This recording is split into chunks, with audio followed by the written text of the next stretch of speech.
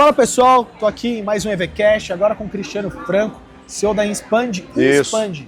Inspand. Eu já penso em expansão, crescimento, adorei o nome. A ideia é essa mesmo, né? É o IN, que é dentro, né? Somos uma empresa de educação, então a educação, o conhecimento cresce você de dentro para fora. Então esse IN expande mesmo, que é de crescimento de dentro para fora. Sabe que tem uma característica às vezes que eu vejo em alguns empreendedores, né? O cara começa a falar do negócio dele, o olho brilha, a pupila vai lá, né? Isso é muito legal. Bom, antes de mais nada, isso aqui é um bate-papo sobre empreendedorismo e eu queria falar com você sobre como foi e por que foi que o Cristiano resolveu empreender. Cara, tem uma coisa interessante, né? Que eu não sou o fundador da Inspand. O fundador da Inspand é o Dorian, que é um cara visionário pra caramba, um cara que tá sempre antenado. Desculpa? Dorian Guimarães. Dorian? É. Escutei Dória, já imaginei? É, o ex-prefeito. Prefeito? Não, ele foi governador, né? Ele governador. Prefeito também. O Dorian, ele fundou a empresa como o primeiro provedor de internet do Brasil. Tá. Nós chegamos até aqui, em São José dos Campos, num escritório, porque na época precisava de ter uma base. Mas o Dorian é um cara que fundou a empresa, que foi quem criou isso tudo. Estou com ele desde 2001. E quando foi 2016, eu quis fazer parte do negócio. E aí eu virei sócio, comprando uma parte pequena da empresa, mas falei, não, eu quero empreender dentro disso daqui. E você sabe o que eu acho que assim, foi o maior acerto da minha parte? A gente vinha de um momento, cara, muito difícil, de uma crise econômica, principalmente no segmento de educação acadêmica, que era um dos braços da empresa. Então, no momento em que ninguém acreditava no negócio, eu acreditei e eu entrei para ser sócio naquele momento, entendeu? Isso é muito legal. Sabe que eu escutando você, escuto história de tantos empreendedores que a maré tá indo para um lado, o cara tem uma visão além da conta que é inexplicável, é feeling, né? Que vai muito desse brilho no olho, Sim. Justamente. E aí ele fala, poxa, eu acredito que eu posso ir por aqui e dar certo. Pode ser que em hora ou outra dá errado, mas quando dá certo, cara, você pensa, poxa, que bom que eu acreditei naquele sentimento que só eu tinha, né?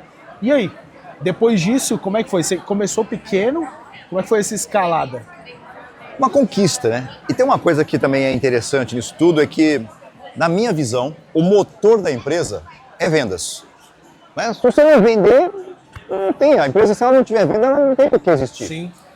E eu era diretor de comercial nessa época. Se eu não acreditasse na empresa como diretor comercial, quem que ia acreditar? Cara, eu tava com tudo na minha mão. É daqui que vai sair o negócio para poder gerar resultado, para a gente poder existir e prosperar. Então, na minha visão, esse é o papel mais importante da empresa. Se a tua empresa, olha só, se a tua empresa quer crescer, você precisa ter um bom departamento de vendas, um bom processo de vendas. A gente chama de máquina de vendas, né? Porque a máquina, a vendas é uma máquina, né? Tudo bem estruturadinho é que vai acontecer. E aí comecei, então, pequeno e fui ganhando espaço. E fiquei como diretor comercial de 2016 até 2022, quando o Dorian falou assim, olha, nesse momento eu quero assumir a cadeira de presidente do conselho e te coloco como CEO da empresa. Que top. E foi daí pra frente que, assim, pude construir um time, cara, maravilhoso, no qual tenho muito orgulho mesmo, sabe, de ter um time engajado, que está aqui, né, fazendo um trabalho. Hoje, nós estamos no final de semana, né, e o pessoal aqui está trabalhando com um brilho nos olhos. E isso eu creio que é atualmente o maior desafio, né? Você engajar, a gente estava falando sobre os desafios operacionais, você...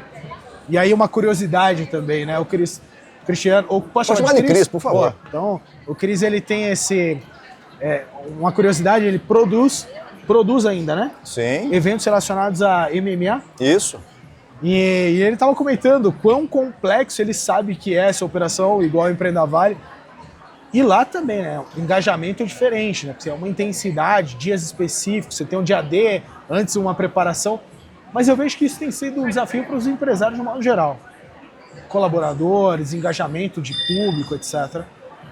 Como é que você vê isso, assim? De desafios geracionais, além de tudo, né? Uma geração que pensa em se empenhar no trabalho, outra que quer ter o próprio negócio, muitas vezes. Como é que você vê isso?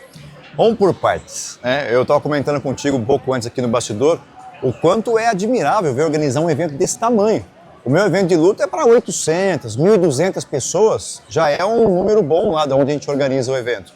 E é difícil, são 99 fornecedores para gerenciar. Eu imagino no seu caso aqui, e a responsabilidade, você está dentro de um pavilhão gigante, né, que era o 6C, dentro de um shopping, você tem uma história, né, cara, que vem, e essa reputação, ela é importantíssima. Então, eu fico admirado de ver isso tudo, como que você conseguiu organizar isso daqui.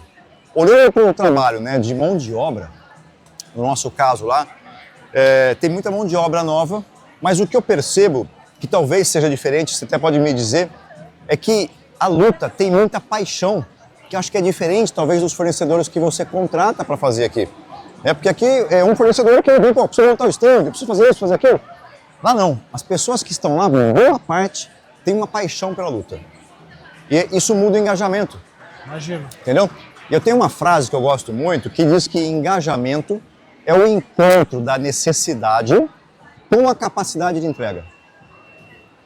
E não importa quem tem a necessidade, né? Porque no caso de uma empresa, por exemplo, no caso do empreendedor, em algum momento é a empresa que tem a necessidade de ter um colaborador e no outro momento é o colaborador que tem a necessidade de ter um emprego.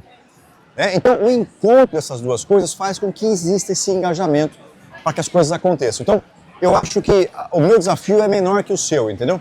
Porque tem as pessoas engajadas nessa questão da paixão do esporte. Mas você sabe que eu já fiz evento para 500 pessoas, para eventos menores. A gente já fez evento para 50, vendendo ingresso, e parecia que o desafio era até maior. E eu começo a olhar, pessoas, até a gente estava num ajuste ontem, aí falaram, não, o comportamento X de uma das pessoas, eu falei, não, vamos ajustar o processo e vamos ajustar a síntese geral, porque ajustar comportamento é um negócio que demanda. Sim. Então vamos deslocar um setor do outro, porque aí você não precisa ajustar um comportamento que pode ser que ele não se ajuste em horas.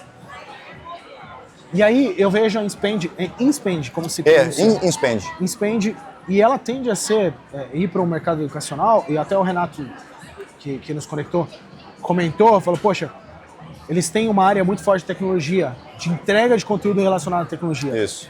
E cada vez mais, principalmente depois da pandemia, a gente tem esse viés das empresas e etc. Pessoas engajadas procurando conteúdo mais simples, rápido, acessível. Existiu uma mudança ou a empresa sempre foi focada nesse viés? Vou dividir em duas perguntas. Quer dizer, eu queria antes fechar um ponto sobre o tema anterior. Quem não veio aqui no evento ontem, quem não veio, seja por qual for o motivo, perdeu uma palestra do João Apolinário. Gente, ele deu vários insights, mas um insight que se você tivesse aqui, tivesse pego, eu tenho certeza que ia transformar o seu negócio. Se você não veio no Empreenda Vale ontem, você perdeu. Cara, ele trouxe... Uma das coisas que ele falou ontem, quando ele falou assim, eu não vendo tinta emborrachada, eu vendo borracha líquida. Nossa, é verdade. Cara, você perdeu. Se você não veio aqui, você perdeu. Fica atento para vir no próximo, porque sempre tem gente com insights top demais aqui. Sim. Inclusive, hoje temos vários conteúdos no palco. Isso é uma coisa que me chamou a atenção. Eu estava falando com o Apolinário no camarim, e eu vi que vocês tiveram um momento lá também. Isso. Né? O empresário, normalmente, é aquele cara idealista. Ele tem muitas ideias. E aí ele falou para mim, Abílio, eu tenho muitas ideias. Eu sempre penso se essas ideias podem ser executadas por terceiros. Uhum. Porque nem sempre a pessoa vai imprimir a energia que você tem como idealizador do negócio. Sim. Então as pessoas precisam comprar, e para isso elas precisam demandar energia. Ou seja, só crie uma frente nova, que foi o que ele falou no palco, se você acreditar que as pessoas do seu time dão conta. Cara, eu fiquei super reflexivo com relação a isso. E aí eu pensei, poxa, quão desafiante é para um empresário, que normalmente tem esse viés idealista, Sim. E às vezes vê o que poucas pessoas veem, como você fez lá atrás, como a gente tem que vender ideia, otimizar processo e treinar pessoas. Vender ideia, e ainda vender ideia para o cliente de que tudo isso vai ser entregue, né? Então, sem dúvida nenhuma, ontem ele entregou pérolas. A questão da borracha líquida, que é vender não a furadeira, mas o buraco na parede, né? Muito disso. E aí a segunda parte que você me perguntou sobre a questão de tecnologia, né? A origem da empresa é tecnologia. A tecnologia está no nosso DNA. Então, nós fomos o primeiro provedor de internet do Brasil, cara. Em 1995, então se você que está vendo a gente aí usa a internet, lembre-se, foi a InSpend que trouxe para o Brasil. Chamava-se DGL Net na época, que aliás foi um provedor aqui no Vale do Paraíba naquela época. Então, a gente tem, cara, esse DNA ligado à tecnologia que facilita muito para a gente poder evoluir. E por outro lado, a gente construiu um time que tem uma habilidade muito grande de converter a tecnologia numa linguagem fácil, porque o grande problema da tecnologia é você pegar aquelas pessoas que não sabem conversar e aí você não consegue fazer uma transferência, né, desse conhecimento. Então a gente trata a tecnologia para resolver a educação de maneira muito simples, uma comunicação clara, que facilita, né, seja para o empreendedor ou seja para qualquer negócio, poder escalar na questão de aprendizado, né? Porque a plataforma de aprendizagem, muitas pessoas podem dar de diversas explicações a respeito, mas ela é, na verdade, um grande delivery do conteúdo. Então, ela não é o principal, ela é o meio. Porque eu não sei o que você quer ensinar, eu vou entender o que você quer ensinar e vou pegar isso daqui, vou pôr na plataforma para que ela possa ter uma escala maior. Para quem tem, por exemplo, tem um colega que estava com a gente no painel aqui, o Igor, né, falando sobre franquias. Como é que você faz para padronizar a informação de franquias que estão em diversos lugares?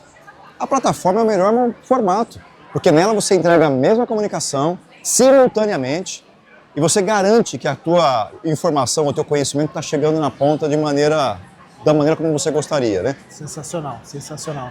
Nossa, e que interessante, né? É como... Bom, posso estar errado, tá? Na minha memória que estou puxando que a origem da Samsung inicial foi, acho que eu vendi arroz, alguma coisa assim, um alimento, e depois migrou para o segmento de tecnologia. Vocês ainda permaneceram no segmento de tecnologia, né, mas tiveram uma migração de alguma forma ali dentro. E eu acho muito interessante isso, porque alguns empresários têm essa flexibilidade. Tem gente que, ainda assim, pode ter algum sucesso, etc., e vai se apegando naquele sucesso e pretende não mudar nunca mais.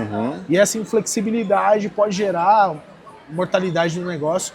E a pessoa sempre acha que o mercado está sendo injusto com ela, mas não, o mercado muda, né? Imagina que assim, ó, nós nascemos provedor, mais uma vez, né, na mentalidade do Dorian, sempre de visão de futuro, 95. Em 99, ele foi buscar uma tecnologia para começar a transmitir vídeo na internet, numa época, cara, que não existia YouTube e que não existia banda larga como tem nos dias de hoje. Como o Gurgel, quando criou... Lá atrás já haviam, né? Mas ele queria democratizar o carro elétrico, etc. Exato. Então a gente fazia transmissão de vídeo ao vivo na internet em 1999, usando internet por satélite. E aí nasceu dentro da DGRNet a ISAT, que era o nome nosso até 2022. Em 2022 é que a gente trocou o nome para Inspend. Legal. Mas pra você ver como que a gente precisa se adaptar, né? Eu voltei do Vale do Silício tem 10 dias, cara. Fiquei 10 dias imerso lá com a cabeça a milhão. Então o que a gente percebe que lá diz muito, que aliás o Apolinário falou ontem, né? A ideia, cara, ela não vale muito. A execução vale. Né? E no Vale do Silício isso é muito forte. Eu fui para lá esperando encontrar muita tecnologia, muita inovação, sabe? Aquelas coisas fora da curva. E o que eu encontrei foi mentalidade. Esse é o grande diferencial do Vale do Silício. A mentalidade em todos os sentidos. A mentalidade de execução, a mentalidade financeira, enfim, tudo que você olha lá é diferente do que a gente enxerga, por exemplo, aqui. Tem um lado bom e o lado ruim, né? Sim. Eles estão 10 anos à nossa frente. Imagino. Agora, olha a oportunidade que nós temos. Nós temos 10 anos de tecnologia e de coisas já prontas que dá pra gente escalar e chegar mais rápido, entendeu? De repente, só um benchmark ali, olhando esses caras com... A gente estava falando sobre isso em um outro podcast. Olhar de admiração ao mesmo tempo de o que eu posso fazer para melhorar, né? Imagino que você deve ter passado dias ali fritando a cabeça, pensando o que dá para trazer para cá, ou até mesmo utilizar o que você já tem e otimizar esse processo. O grande hype da inteligência artificial hoje é o ChatGPT, né? Acho que a grande maioria das pessoas já usam, e se você não usa, fica aqui uma dica. Entra lá no ChatGPT e começa a experimentar, né? Para você poder evoluir com o uso da inteligência artificial. Eu fui assistir uma palestra dentro da OpenAI. Cara, uma das coisas que o palestrante lá disse, mexeu muito comigo, que ele falou o seguinte: às vezes ele vai para um evento e fica 3 dias fora. Quando ele retorna, ele precisa de uma semana para entender o que aconteceu dentro da empresa. Porque a velocidade de desenvolvimento, 3 dias significa um mês. Porque é a inteligência artificial desenvolvendo a inteligência artificial. Caraca. É tecnologia desenvolvendo tecnologia. Então você imagina a velocidade que isso acontece. Caraca. E aí a gente vê, né, às vezes, comportamento. principalmente a gente, né? Eu sou de Campinas, né? Mesmo o Vale aqui, alguns comportamentos de interior, eles precisam ser evoluídos, né? Porque se a gente não tiver velocidade para poder acompanhar isso, a gente vai ficar cada vez mais para trás. E o interior tem um potencial gigantesco de crescimento. Gigante. Gigante. Gigante. As pessoas deviam explorar mais, né? E um evento como esse seu aqui, cara, eu acho que é isso, sabe? Ele abre as portas para as pessoas poderem vir aqui, né? Além de um trabalho social que você fez, né? Que, poxa, entra aqui trazendo 1 quilo de alimento, que é muito bacana. As pessoas têm a oportunidade de entrar aqui e sair levando um baita de um conhecimento de todo mundo que está expondo aqui, né? Das palestras, enfim, tem muito conteúdo bom. Sabe que eu tava vendo... Tem um evento chamado FutureCon.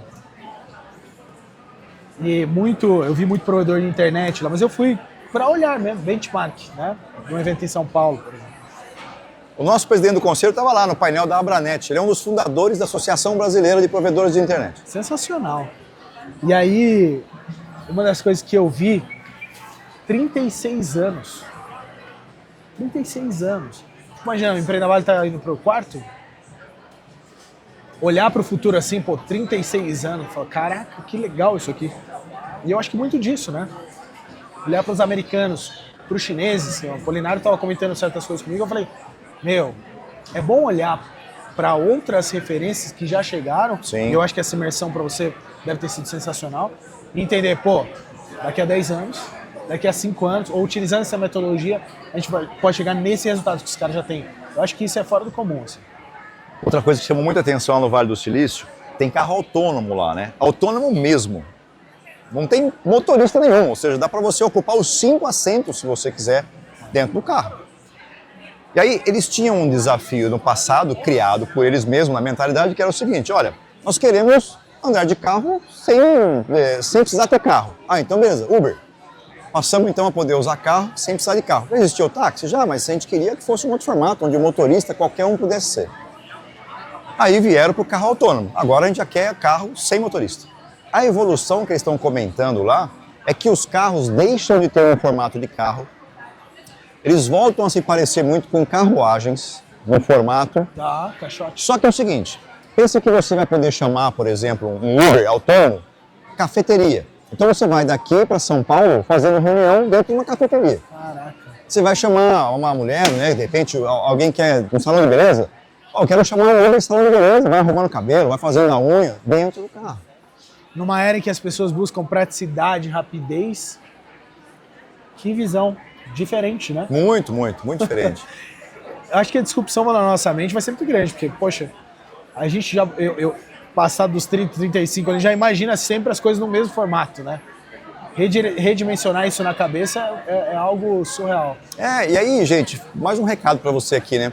Por que a gente, de repente, não consegue acompanhar tanto a evolução tecnológica aqui, né? A gente demora um tempo. Muito do que acontece com a gente não tem a ver com a tecnologia, mas tem a ver com o comportamento ou com a nossa mentalidade.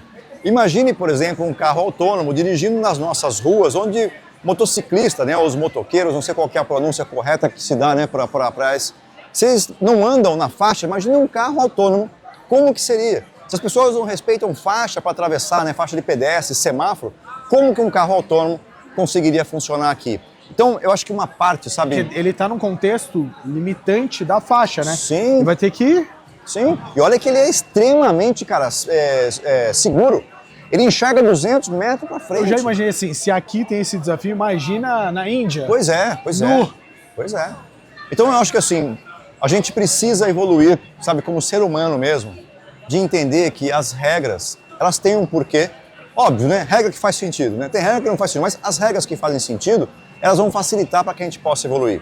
Seja como um colaborador dentro da empresa, poxa, existe lá alguns critérios na tua empresa, existe código de conduta, seguir isso faz com que a empresa possa crescer mais rápido.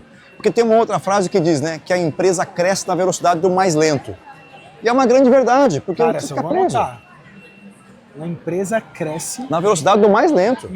Ou seja, corte os mais lentos do time. É isso daí.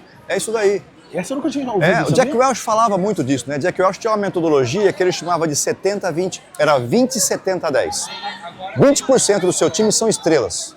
Aqueles que você fala, cara, a empresa não pode sobreviver sem esses. Ele até pagava mais, ele tinha um critério diferente para esses 20.